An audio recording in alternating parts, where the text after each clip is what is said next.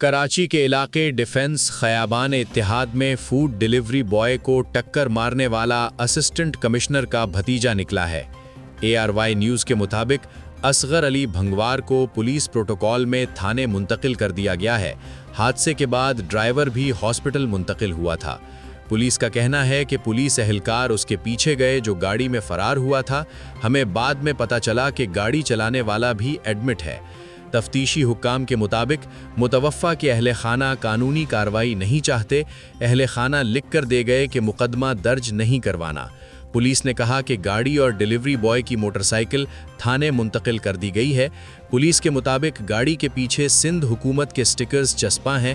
گاڑی اصغر علی کے نام پر رجسٹرڈ ہے۔